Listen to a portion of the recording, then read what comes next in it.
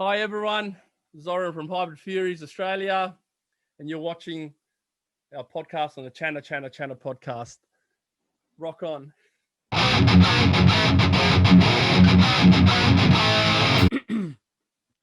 Hi everyone, welcome to another episode of my podcast. We have a very special guest today joining all the way from Perth, Australia.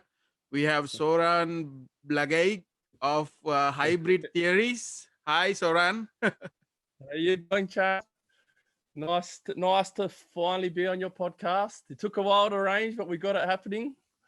Yeah, it's it's everything is so chaotic. So I don't know if 2021 will be a little bit more settling, right? Yeah, well, it's starting to settle here in Australia.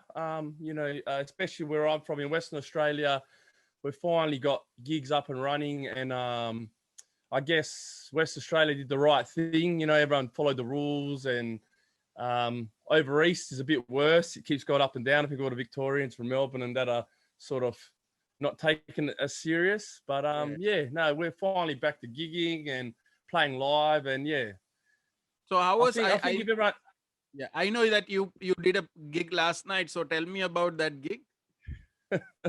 yes, well, we played last night. It's just a local show. It was a pretty big show, pretty about 200 people attended. We do ticketed events, so we're doing actually really well. We put a lot into our promotion, and so we had a late night last night. So you had a few Jaegers, a few beers after the gig, and they had to go pick all the stuff up the next day. So Right. So how's the turn up? Is the crowd people going out now? yeah, we're at full.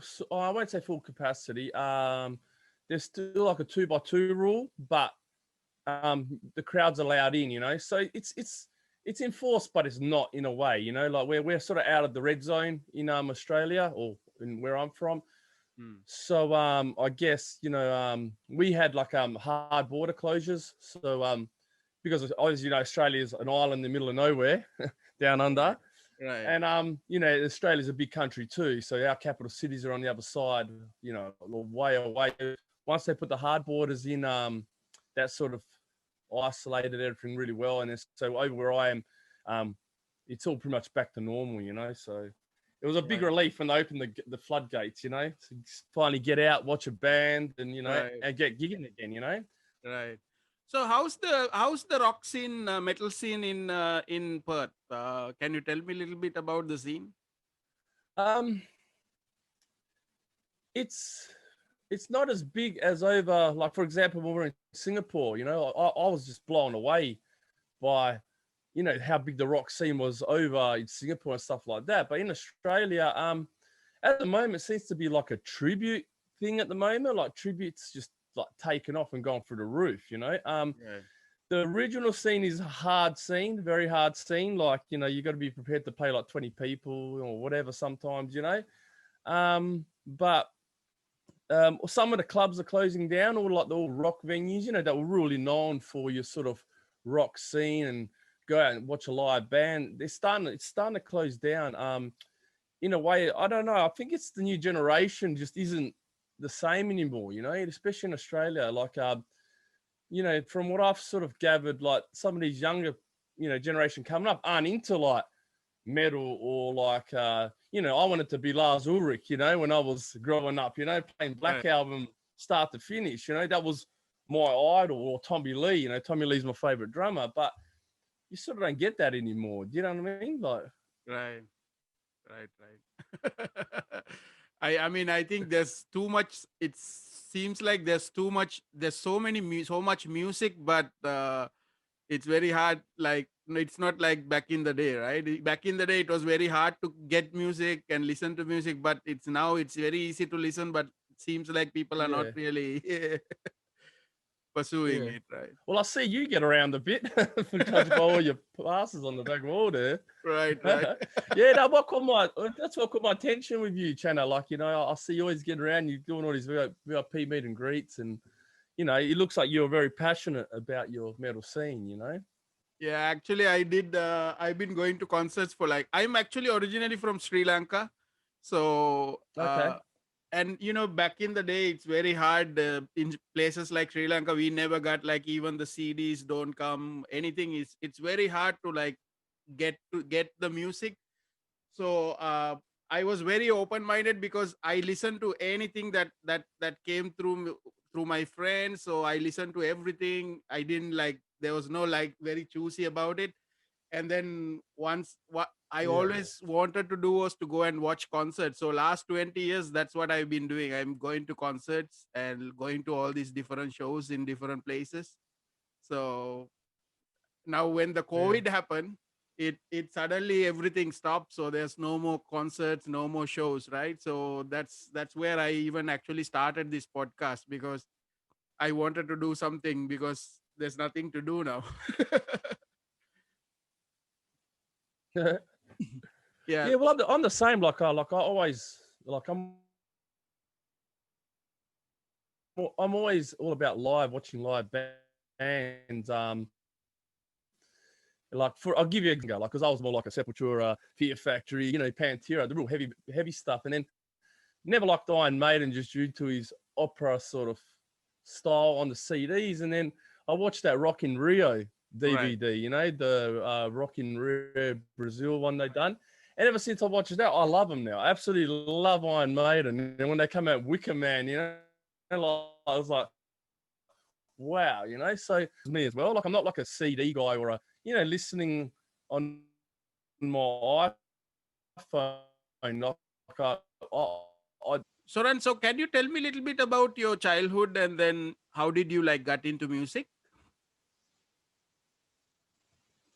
um look, my brother is like 5 years older than me. So back like what is it, in the 90s or whatever, or my brother was into like Motley Crue and all that glam rock, and used to walk into his bedroom and he's like got Warrant and Cinderella and all that Poison, Skid Row, and whenever he's not home, I'd always go in there and start listening to the tapes. So I guess there's a lot of people inherit the middle sort of thing like that, and I just ended up well, my brother actually played a bit of guitar, and I always wanted to play drums, but he said I'll never be able to play drums, being the older brother he is. And yeah, finally like talked my parents into buying me like a $250 drum kit at the time, like a cheap one, and off I went after that, and I just kept playing and playing, and like I credit a lot of my drumming from playing the Black album, like the Black album had just come out,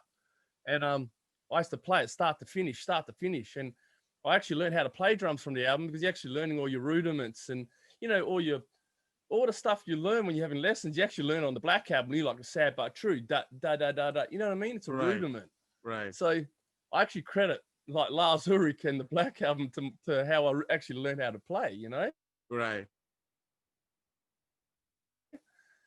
And, and then after that, just kept the day. As I got to high school, I got introduced to the more heavier stuff, like because again, my brother's 5 years older than me, so I knew a lot of the people in the older years. And yeah, so they started showing me like the Sepultura and Pantera and then I was hooked on that. So I'm not too much into like the death metal sort of heavy stuff, but more like like that sort of. I love Fear Factory, Machine Head, that kind of style. Rammstein's a big favorite of mine, and of course Linkin Park. Right. We'll get to that. So, do you remember when you discovered Linkin Park? Um, yeah, so that's about what just coming. I was in high school when I got into the Linkin Park, and when Hybrid Theory come out, that was just absolutely blew me away. Like for a debut album like that to come out, and like it's one of those albums like start to finish. There's all bangers on it. You can put that CD on or MP3 or whatever, put the album on and listen to it start to finish. There's not one song that it's a bit like Appetite for Destruction. You know what I mean? Like you can put it on Right. start to finish, and it's all and saying that Meteora as well. Meteora, those two albums are unbelievable albums. You can't go past those two albums. Right. Right. Because I remember that there was a time that I wasn't really listening to a lot of music, and then suddenly Linkin Park album came out, and then all these videos came out on TV. Then I really got interested again on listening to rock, actually, because of Linkin Park. Yeah. So Yeah, well, I guess it was that One Step Closer video clip, you know? yeah, yeah, and Crawling, and then in the end was a amazing video, right? Big one. Yeah.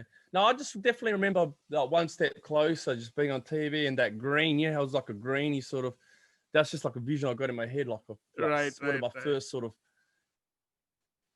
things that caught me, you know? Though I've got the Linkin Park bug, you know? Right, right. So, as a drummer, so were you always interested of drumming, or did you try other instruments, or you just got into drumming? No, I've always just been a drummer. You know, I think like Tommy Lee was one of my biggest motivations. You know, I used to love Tommy Lee. Like, he's the one drummer that sort of pushed me to play how I play. Like, with Tommy Lee, he's not the most technical drummer, but he knows how to capture a crowd. You know, like with his drum Right, solos, or even just in general. Look at Tommy Lee play. You know, he's holds a solid beat, but it's more about the energy of the crowd with him. And like, you know, like I prefer watch a Tommy Lee drum solo over Joey Jordison. You know what I mean? Like, it's like, well, especially all his like roller coaster stuff and all his upside down stuff. But right, I credit Tommy Lee sort of, that's where my inspiration come from, and give me my drive to keep playing. You know what I mean? right. But saying that, I play a little bit of bass. I've been learning a bit of bass. I'm actually a sound engineer as well. Also doing a lot of home stuff, like home recordings. Now I'm also a lighting designer as well. So I've learned how to do a DMX lighting and stuff. But so yeah, it's all sort of, my music's sort of taken off now, like in different directions. It's more like behind the scenes stuff now, you know? Right. So you mentioned about Lars Ulrich and the Black Album.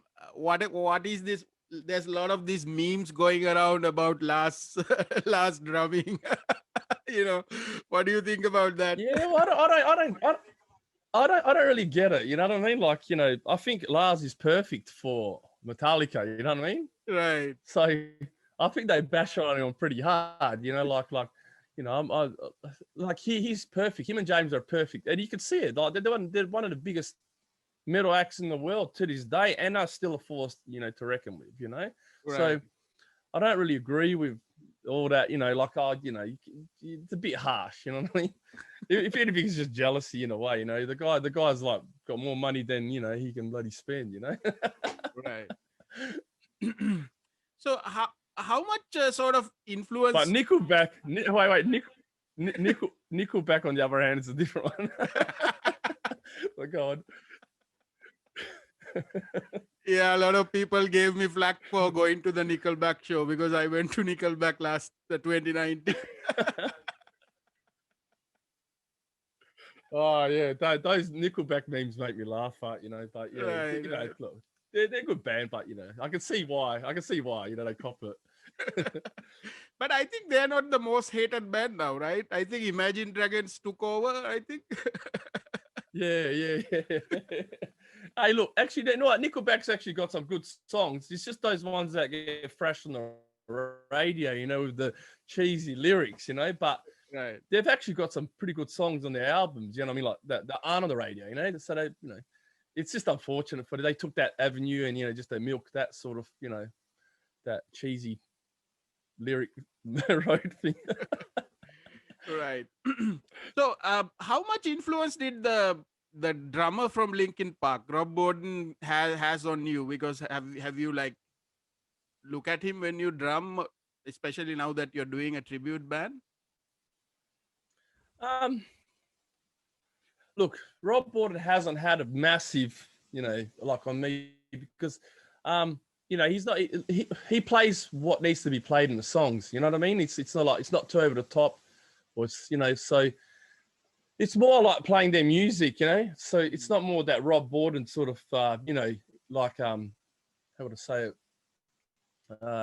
Not him specifically. You know what I mean? It's the whole band, and I love actually playing their songs. You know what I mean? Like I was telling, like Tommy Lee's more like an inspiration for me, like playing wise, and like looking at a drummer and going, hey, you know, that's the guy I wanted to be. You know what I mean? Right. But Rob, not taking it away from Rob Borden. Rob Borden's a fantastic drummer, and I actually really enjoy playing their music. You know, like I enjoy playing it that much that I've started a tribute. So Linkin Park came up with like the Hybrid Theory in 2000. Then they had Meteora after like 3 years, and then Minutes to Midnight, right? And then what happened is after that they Yep. released few more albums, but they were not successful as those first three, right? They were over there because I sort of lost track of them after that, after third album, fourth, fifth. I didn't even really follow them after that. Did you continue to follow them? Oh, look, I continue to follow them, but yeah, it's just the Hunting Party's a really heavy album, which I really enjoy. Like really, like they sort of turned a bit back into the heavy side. You know, I don't really want to say it too much, being the tribute, but you know, Right. that the last album didn't have much impact on me. But you know, it is what it is. It's all about the first three albums for me. You know what I mean? Like Minutes to Midnight, and like you can't go past Hybrid Theory and Meteora. That's just like they are just like you take your hat off to. And Minutes to Midnight is killer as well. You know what I mean? Right. But a lot of our set is based on those three albums. Then we should throw, you know, a couple in from the other, you know, just to sort of be a bit more. But we've pretty much learnt the whole Hybrid Theory album start to finish, and we've been touring with it at the moment, like playing the album start to finish, because of the 20th anniversary and stuff, like, you know. So, you know, once you do that, take all the hits from Meteora, put that in, you know, you don't leave much set left. You know what I mean? Like Right. we do like 2 hours, sometimes even like 2.5 hour sets, you know. So how is this the Hybrid Theory band idea came? So how did you guys got together? So what it was, I've done the whole original scene when I was younger, you know, been there and done that. It's a hard road. And then I started playing sort of in professional cover bands, like, so pretty much gigging every weekend, you know, doing all your, you know, just your classics and top 40, you know, like doing your summer of 69 and you know, all that sort of stuff like that. And then it got to a point where like, you just got a bit stale for me, you know, like it wasn't like you playing the same songs every weekend, and you know, it just got to a point where it's like I just wasn't just enjoying it as much. And then what happened was we started playing In the End in the cover band, and when we first started playing it was just like we'd put the like MP3 on over the PA for that beginning with the keys, and then the band would come in, and then it would just lose its whole fullness. And then so I started putting together backing tracks, and I ended up finding like In the End, like a backing track, like, you know, like a karaoke one, like a funny sounding one. And we started using that, started getting a bit more fuller. And then finally, like I started finding online all the stems online for like the original stems for In the End. So I started mixing it all together, and then I brought it to the band, and we ended up playing it one night. And when we pressed play, and it had the click track, and like it was just sounded massive, you know, like to a point where even the singer turned around and went, whoa, you know, like it was just a massive wall of sound. And you look out in the crowd and everyone loved it, you know, and we even had people like writing to us going, hey, you know, that Linkin Park, when you played it last night, was really good. And I always had that in my head. And then like we were playing like a regional gig, which is like 4 hours away or 5 hours away from Perth. And the band was sleeping in the car, and then I had like Hybrid Theory on the album and driving along, and I was like start to finish, and I was like, man, I'd love to do this all the time, you know, like I'd love to play Linkin Park. So I had the idea running in my head about starting this tribute, and then it's sort of the covers sort of scene come to a bit of a stop for me, and then I put an ad up, you know, I'm interested in a hybrid Linkin Park tribute, and slowly started getting people, you know, responding, and you know, in the back of my head, I was going, is it possible to do? Like, it's not an easy tribute to do, you know, right. And it's not like an AC/DC or, you know, it's Linkin Park has a lot going on behind the scenes, then you sort of, you don't hear it until you break it down. Right. So I end up doing about 6 months of work putting the tracks together. And I'm talking online. You can actually find like all the studio, not for all songs, but there's a lot of stuff online where you can get the original tracks, like the stems individually. So Linkin Park, look, Chester Bennington is like obviously the driving force in that band. That's number one thing you have to find. But the second thing with them is all their tracks are based on a drum loop. So Mike Shinoda generally like puts together like a drum loop and a sequence, or and then they sort of play over it. It's not like the band plays a song and then they add this stuff later. Like, I've actually seen online where Mike, he'll just put a drum loop on and he runs it through like guitar pedals, gets those effects and delays. And then, wow, that's an idea for a song.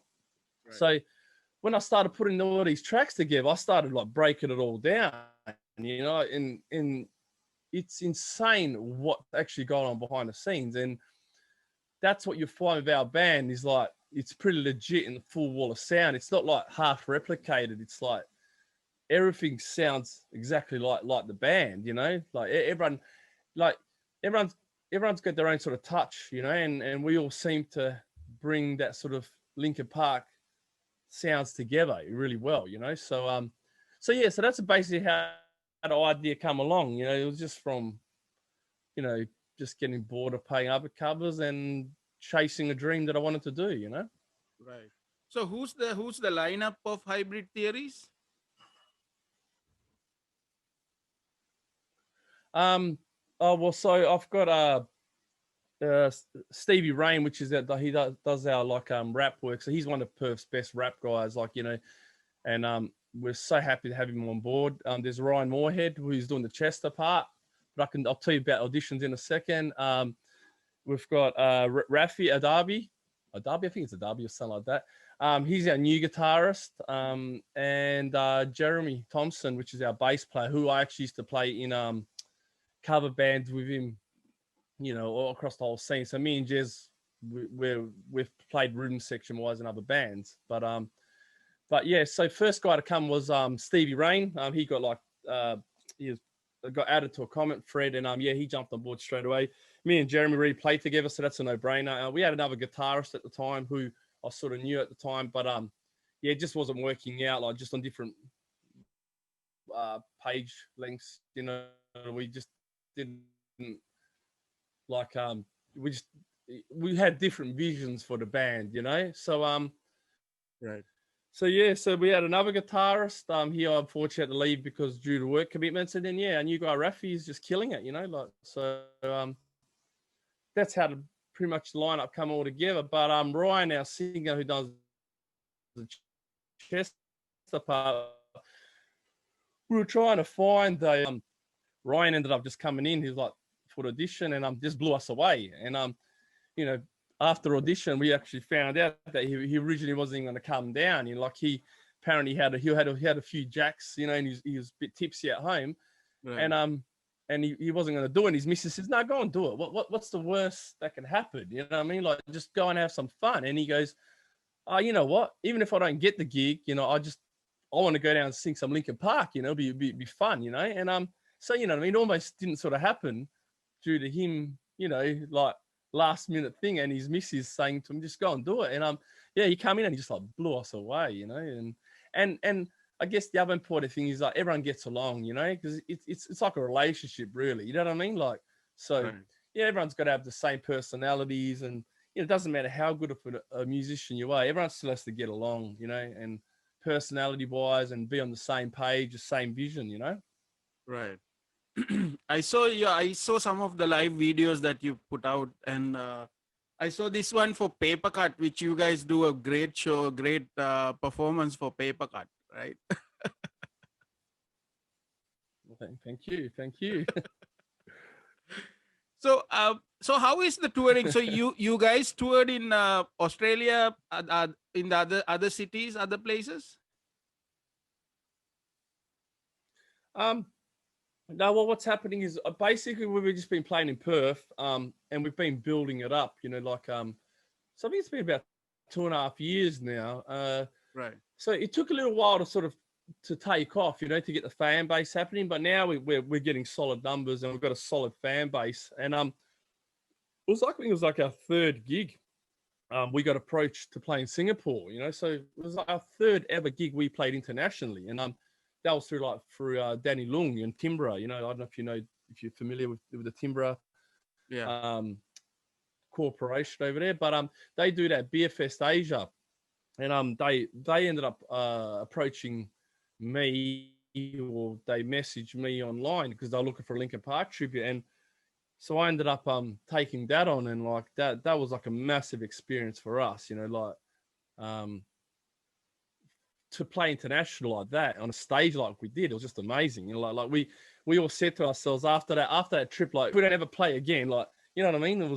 We played on a stage that Linkin Park would have played on, and like got treated like VIPs, the whole, being the foyer at the hotel room, car picks you up and takes you to sound check, and you get to your VIP room and there's like food and drink. It's like, you know what I mean? Like it was like felt like the real thing, for a couple of days, and that's what I mean. Like, even if we don't play again, we were all just blown away by that experience.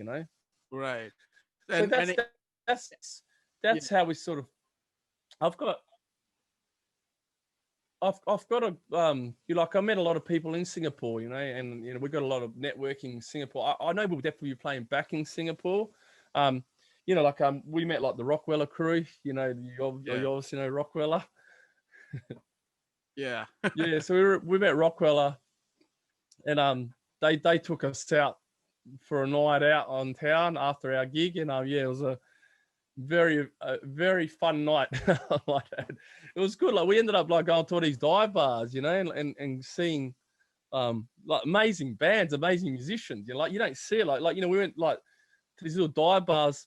It's tiny little rooms, and like you got some chick up there playing like Welcome to the Jungle, and doing like Iron Maiden. It was just like, you don't see that here in Australia. You know what I mean? Like, the cover scene here is all like that top 40, blah, stuff like that. And like to go into like a small little dive bar and just see these musicians that absolutely blew us away, man. Like, like we're like on the ground, like we're not worthy, like we're not worthy, it's insane, yeah. So like that, and then also we met the boys from Peep Show as well. So Right. Alif Putra and the boys, right? yeah, so I'll tell you a story about those boys. Like, so we were headlining act for this beer fest, and during the day we were like walking out, after a sound check, and the boys come and approached us on the way through and say, "Hey guys, what band are you from?" Well, yeah, Hybrid Theoryz from Australia, and they were really nice to us. That's one thing that stood out with those Peep Show guys. Like, they were, you know what I mean, like straight away introduced themselves, and and we sort of hit it off with them, and so they played, I think, yeah, it was before us. So that Peep Show did like a Guns N' Roses, and like I think it was, yeah, it's like a Guns N' Roses set, and Right. when they played, like, we went out the front and we watched them, and amazing musicians. Like, Aleph is a crazy guitarist, mate. He's like brilliant at what he does, like, and I'm talking performance wise and everything, the look, the sound, everything, and not taking anything away from the rest of the band. Aleph, he's one talented guy, very talented, and so I didn't end up knowing him. So we ended up playing our set. So they get off stage, we put our stuff on, and right at the end of the night, I think it's like second last song, the boys, well, our guys had arranged with their singer and Aleph to get on stage to In the End with us, and they're like, no. I says, nah. They go, it's your song, it's your biggest hit to play, for us. But we're like that, we're us Aussies, like we want to see everyone else have fun, you know what I mean? So we ended up dragging them on stage, like literally pulling them on stage, and so yeah, then them two boys from Peep Show got up and played In the End with us, like, Right. so we were the headlining act, and we got some of Singapore's best musicians up to play with us, and it was like it was like how would I say it, like it was good. It was a good feeling, you know what I mean? Like to let someone else get on stage and enjoy the moment with us, you know, with our biggest hit, you know. So yeah. So thanks, guys. Thanks to the Peep Show guys. But yeah, thanks for being welcoming. And yeah. So we'll definitely be back in Singapore, you know. So we're definitely like networked in Singapore, and I think that's how I got onto you. I think through, you know, like I end up making friends, you know, on Facebook, and then your name popped up, and I seen you into the whole metal stuff, and you know, added you and that, and then slowly, like I was watching your podcast, which is growing very well. You know, you're doing an excellent job. I joined the Pantera one you did, like when you talking about Pantera.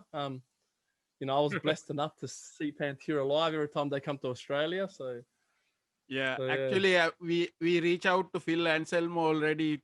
So hopefully, I don't know. Let's see. um, but yeah, so after Singapore, we ended up coming back to Perth, and you know, having the whole international acting under our belt was a big thing for us. So then we've just been doing the Perth scene, just growing numbers there, and yeah, so now I've just been approached by a touring agency to bring the show over east for an East Coast tour. So you know, do the whole east side of Australia. It's a big thing for us because we're so far away. It's hard to get us over there. You know what I mean? Like it's like even when international acts come, they all go to Sydney, Melbourne, Adelaide. Then sometimes Perth misses out because it's just logistic wise, just so far away. So Right. we're just trying to work out how we're going to do this tour, as in like, you know, do we stay over there for a week or do we keep flying back and forward? But you know, that's at a cost, you know. So definitely East Coast tour is on the cards. We've got a lot of people reaching out from over east. So definitely that. And then yeah, hopefully when the international borders open again, want to try definitely go back to Singapore, but I think we're going to try Philippines as well. I've noticed, you know, you can judge by fan bases. You know, like you look at all the Linkin Park fan bases, you can judge by how many people they got in their chats. And Philippines has got a huge Linkin Park following, like huge. Yeah. So I'm going to start reaching out to the Philippines, you know, when the borders open, probably try to get a show over there somewhere, you know. Right. So doing the tribute band, isn't there any temptation to like write your like own songs? Yeah, we get this question asked all the time, you know, like people go, "Oh, do you get sick of it?" You know, and it's like pretty much everyone in the band is in original bands, besides I think me and Ryan. Like we did the whole cover scene, but everyone else in my band is all in original acts. You know, like Stevie Rain's got Roses for Ghost. He's got his own sort of solo career, sort of doing like all his own rap stuff. Rafi is in a metal band called Grenade Brain. Jeremy's in Ashes of Autumn. Big shout out to those to the bands. Awesome bands. But so they get that sort of release there. You know what I mean? Like so that's they can do. But the thing is that like we might not even rule it out too. I like there's a lot of caliber in our band, like you know. So who knows? Who knows? Maybe you know, like we might put our heads together and do it. You know. Yeah, because I I interviewed few episodes back a band called United Rage. So this is a tribute Yep. band made out of Rage Against the Machine fans. So they created like a Yep. project, then it became a band. But eventually they started Yep. writing their own songs, which is sounds like Rage, but they wrote their own songs because they kind of probably got tired of Yeah. playing the same songs every show. So, so you said East Coast tour is coming up. So Yeah. No, Philippines. but I think I find that you know, I don't think we'd ever like try to. Yeah. Yeah. Well, the East Coast is definitely on the cards. I'm in talks with an agency now. They've approached us, so we talk about videos and urban video shot. I think we've done whatever we can with our live footage at the time, but we're going to start doing some video clips and some better promo coming up now. I've started multi-tracking the gigs now, so meaning I've got all the live footage tracked so I can mix it after. But you know, look at it this way. You know, our promo video was our first gig, which I knew straight away to film it properly. We couldn't get any audio from that gig from the desk, so it's basically the video camera, which I sort of had to edit, put a bit of reverb and stuff. But you know, you look at it this way, that video pretty much landed a Singapore gig, you know, and so yeah, so this whole Eastern States thing, you know, we've caught the eye of promoters. So yeah, it's definitely on the cards. You can see the band is definitely growing and growing, and not just like, even our actual show itself is so it's all choreographed, you know, all our lighting, and it's not our act isn't just like 5 guys on stage who rock up to a venue. Like we literally bring our own production, and like we played a nightclub last night and we actually had better lighting than the nightclub, you know what I mean? Even like their production guy was going, well, we've actually got better lighting than a massive nightclub, and absolutely blown away because our equipment's like all top end stuff. And like when you come to our show, it's very in your face, you know, like our lighting is like huge. We even to small venues, we bring massive like arena lighting, you know, and so people walk out, you know, very satisfied. And I've always sort of looked at it, you know, if people are satisfied and we're blown away, they'll come back, you know. Right. So the lighting, Soran, so you're doing most of the lighting programming and stuff, right? Yeah, so what was happening is like from day dot, we wanted high production. So we ended up we used to hire it, which was costing the band a fortune to hire all the time. And didn't have a lot. We've got a lighting tech who does like, I don't know if you know Carnival, Australian band, Birds of Tokyo. He's like traveled all over Australia. I think he's even been overseas, and he's done like Rufus as well. So he's up there. The lighting, he's like this guy named Dean Gratwick. Actually, true story. Dean Gratwick was doing a Pantera tribute in Perth, and he was doing the lighting on the night, and he caught my eye, and I got his card off him. So that's how we got this guy on board, because he's phenomenal lighting guy. This guy is like insanely good at what he does. So I reached out to him, and then now he's been on board with us this whole time, and so he's put together our lighting show. So it got to a point where like it was just costing too much, you know, like to hire. It's like renting. It's like dead money. So the band sort of decided now to invest back in the band. So we've ended up like buying our own lighting, which is it's a big fee, but at least every gig we're paying it off, you know, and once it's paid off, and then it's paid off. But no one is doing what we're doing, like as in like production wise here we're in Perth, like, you know, every other act is basically just going and playing at a club and, you know, just using the venue lighting. Whereas, you know, we bring all, you know, our own equipment in, and so all visuals as well. We've got visuals, all our visuals all time coded. So to all the backing tracks, and I play to a click. And yeah, so we're still working on the time coding, the lighting. That's coming up now. So we're going to put together time coding, meaning that when you press on the click track and all our backing tracks, the lighting will go to that, like within a milliseconds. So yeah, the show is growing definitely. You know, like you know, even like last night, to have the venue's production manager coming, he goes like, he didn't know what to expect, but he was absolutely blown away. Like he wanted to know what the hype was all about, and at the end of the show, he just goes, mate, what we done, not even international acts do. You know what I mean? Like international acts play at that venue and they just get up on stage and play. Right. And we've basically bring this whole massive lighting visual rig, and, you know, people, you can see it on the faces, you know, you can see on the crowd when all our strobes and all these lights are hitting them in the face, everyone's faces just light up, you know? Right. But even that, it's very emotional too, you know, because the whole Chester, you know, that brings a lot of emotion in the crowd, you know. So we also do like a Chester tribute during a night. We done like a video segment to him.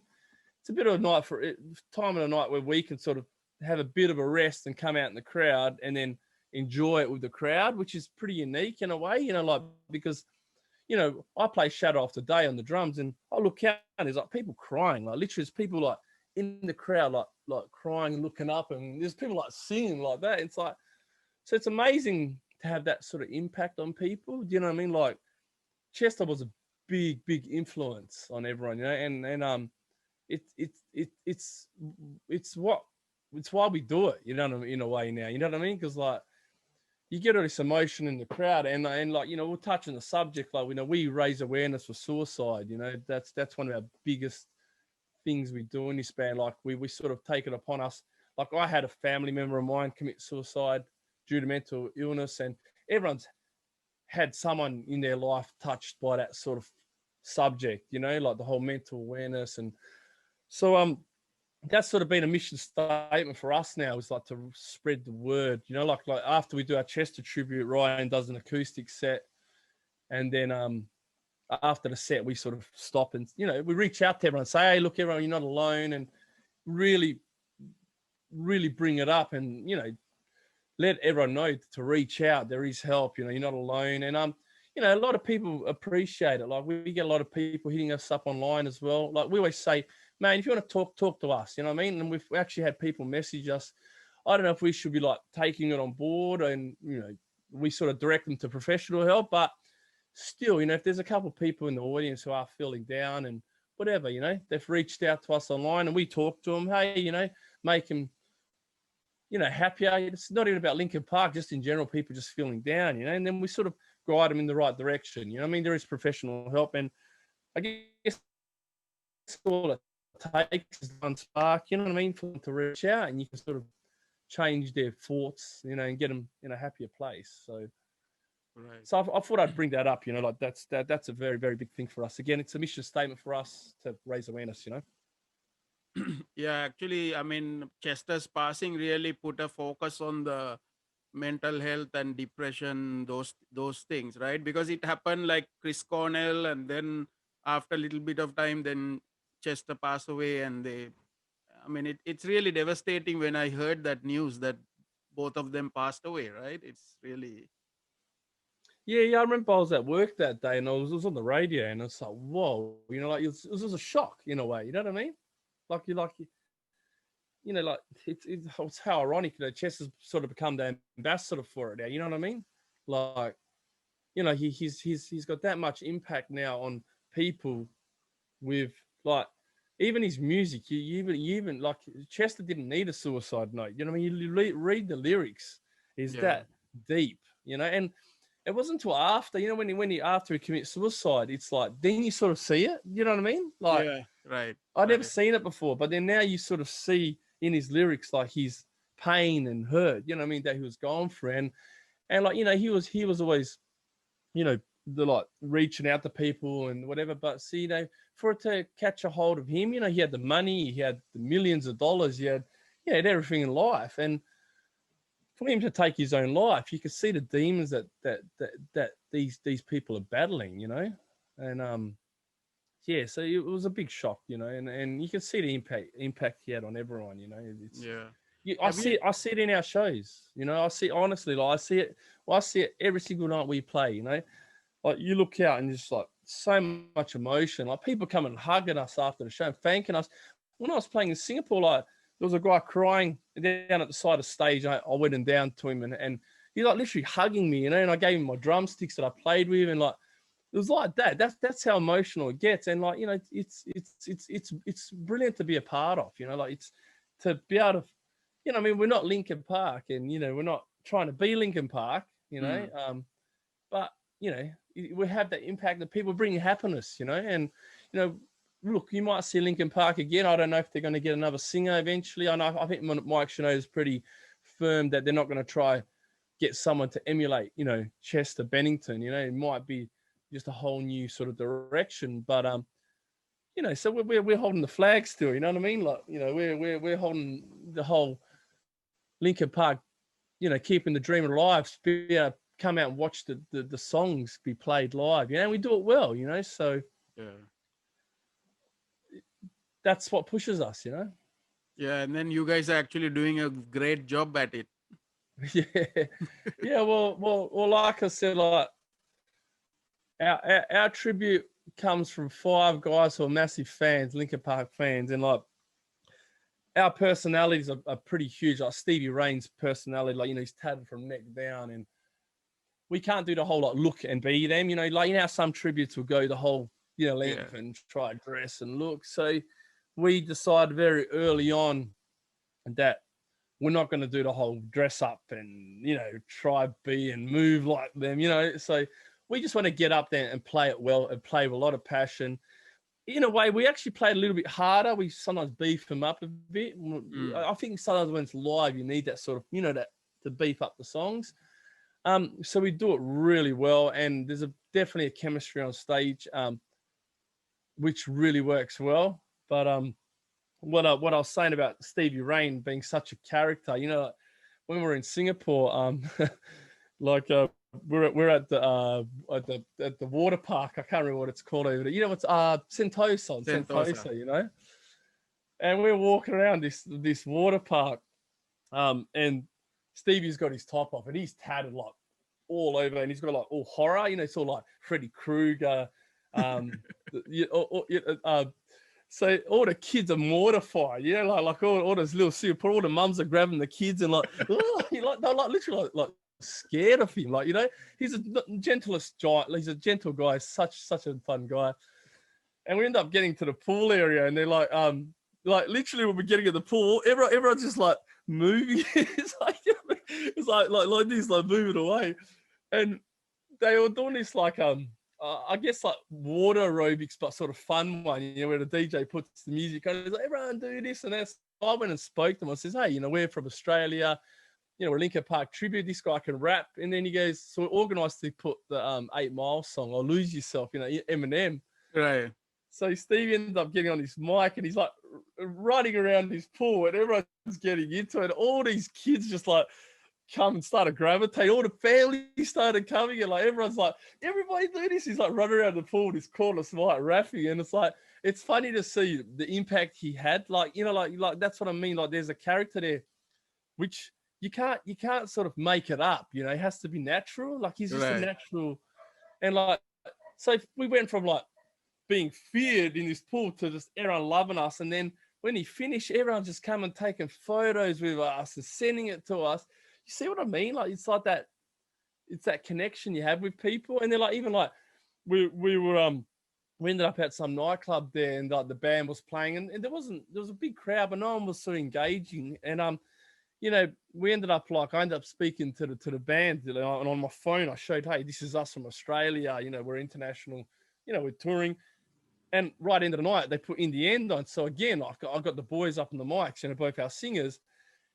Within 30 seconds, the whole place was just pumping, like roaring. And then our guys were out in the middle, out in the audience, running around, just piping it up. And like when they finished, the whole place just erupted, And like that's the kind of thing, like you can't make it up. You know what I mean? Like, you can't. That's something you need to have. You need to have that persona and a charisma, and that's what our two frontmen have got, and especially Stevie Ray.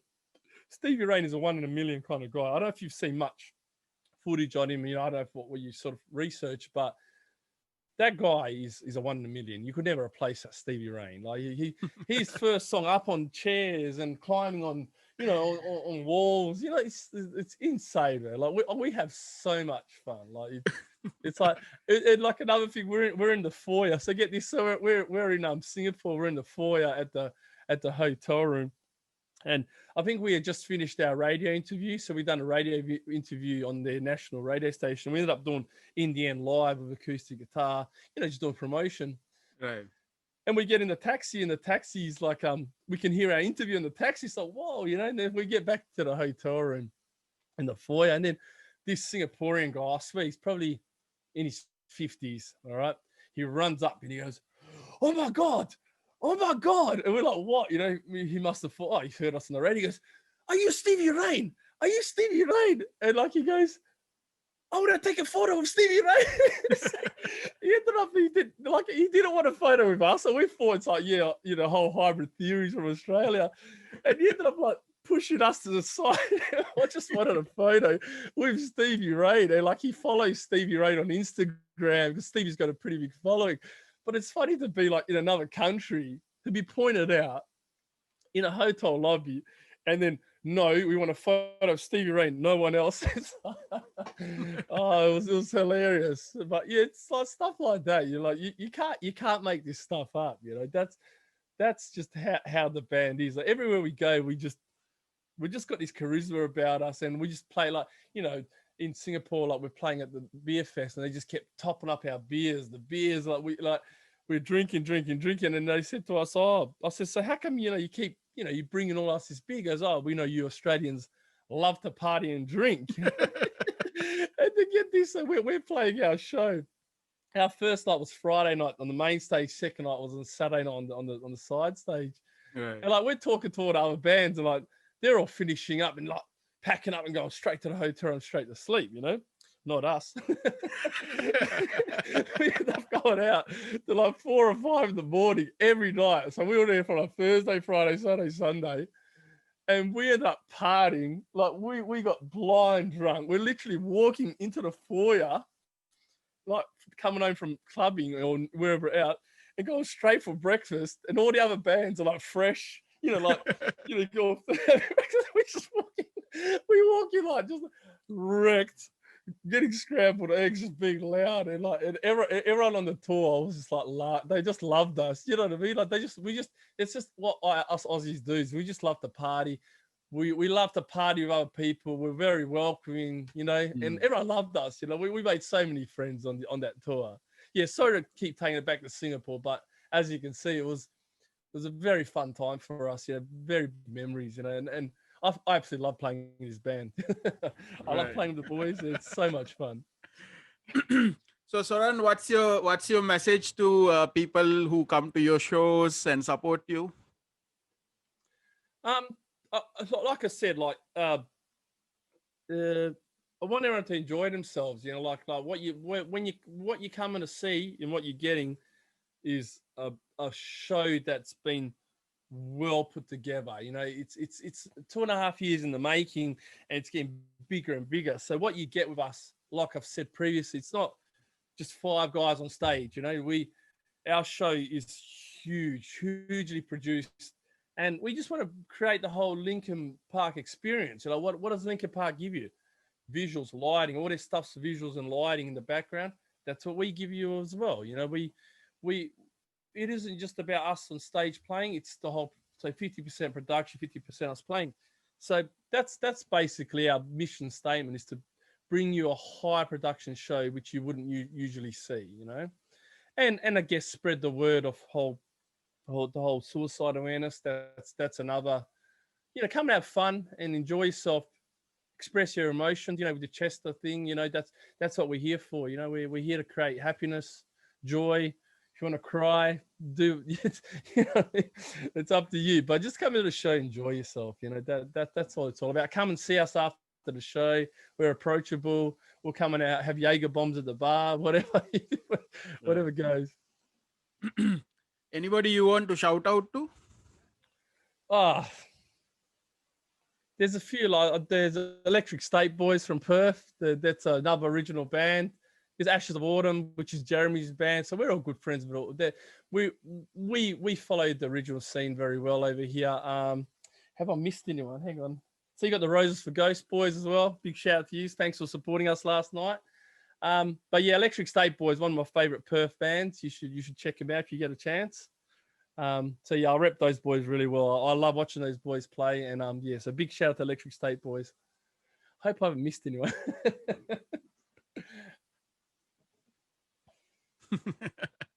So Zoran, thanks for joining this podcast. I really enjoy talking to you. Finally, we were able to do this. So keep, I really enjoy watching those video clips. So finally, I hope that someday we will be able to see you guys live. Yeah. So tell everyone how they can follow you on social media. Our main social media is like the Hybrid Theoryz page on Facebook. Make sure you put the Z on it, because there's a few other tributes that are called Hybrid Theoryz. There's probably about 5, 6, or 7 of them around the world. Hence us putting the Z on the end. So Hybrid Theoryz, Facebook, a little bit Instagram. We're working on it. We're working on the social media. We're going to probably start a webpage soon and that. But I'll take this opportunity to congratulate you on a brilliant podcast, Channa. You're doing a really good job, mate. I congratulate you on brilliant podcast. Hopefully one day we'll have a beer together. As I said, I'm going to try bring the show over to Philippines. So I'm sure I'll be in touch with you along the line somewhere there. Yeah. Maybe organize our support act for us. Thanks, Zoran. Have a great evening. You too. You too, my friend. So greetings from Australia to everyone out there in the Channel land. Channa, Channa. Channa, you're doing a great job, mate. See ya. Thank you.